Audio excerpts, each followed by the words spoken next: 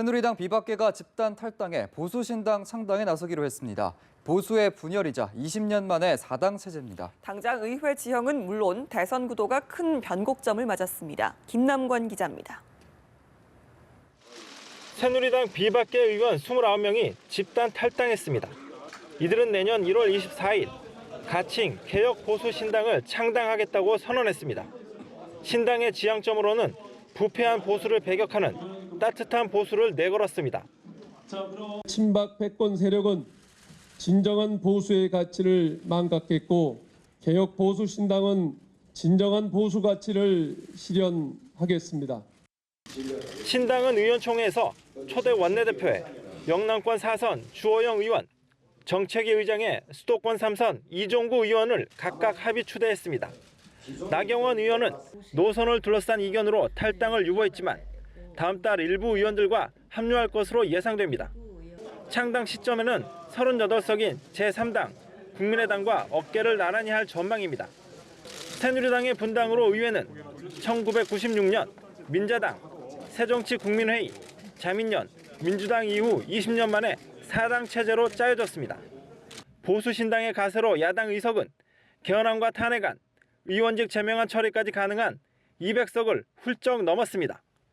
개혁을 공유하는 거대 야권의 출현으로 재벌, 검찰개혁 등 개혁 입법이 탄력을 받게 됐습니다. 재벌들의 불공정 행위에 대하여는 엄벌하도록 하겠습니다. 공정한 규칙을 기반으로 하는 경제 민주화를 추구하면서 그러나 보수신당은 정체성과 지향점이 보수임을 분명히 했습니다. 진짜 보수의 길에 동참하는 모든 분들과 함께 손을 잡고 진짜 보수 세력의 대선 승리를 위해 밑거름이 되겠습니다. 보수신당은 새누리당과 보수 적자 경쟁을 예고했지만 친박과 친문을 배제한 제3지대에서도 주도권을 노릴 것으로 보입니다. 이 과정에서 반기문 유엔 사무총장 영입과 개헌, 영호남 지역 통합을 명분으로 내세워 국민의당 비문재인계와 합종연행을 모색할 가능성이 제기됩니다. 연합뉴스TV 김남권입니다. 나경원 의원을 비롯한 일부 비박계가 탈당을 보류하면서 보수신당의 규모가 얼마나 커질지에 관심이 쏠립니다. 노선 등 정체성을 둘러싼 내부 조율 문제가 1차 관건으로 떠오른 모습인데요. 반기문 유엔 사무총장의 거취 역시 중대 변수입니다. 이경희 기자입니다. 탈당에 동참한 인원은 29명. 당초 거론된 35명에서 나경원 의원을 비롯한 일부 의원들이 빠졌습니다. 나 의원은 새누리당과는 함께할 수 없다고 탈당을 기정사실화하면서도 안보는 보수, 경제는 진보라는 신당의 프레임에도 동의할 수 없다며 신중히 결정하겠다고 밝혔습니다. 나 의원의 탈당 보류는 유승민 의원이 추구하는 개혁 정체성에 대한 이견 표시로 풀이됩니다. 신당 측은 나 의원이 1월 초 합류할 것이라며 시기의 문제임을 강조했지만 당의 노선, 정체성을 둘러싼 교통정리 여부가 신당의 성패를 가를 1차 관문으로 떠오른 모습입니다. 특히 이 문제는 야당과의 정책 협상 과정에서도 당내 분란의 불씨가 될 수 있는 만큼 당의 정강정책 등을 만드는 과정에서 적잖은 진통을 예고하고 있습니다.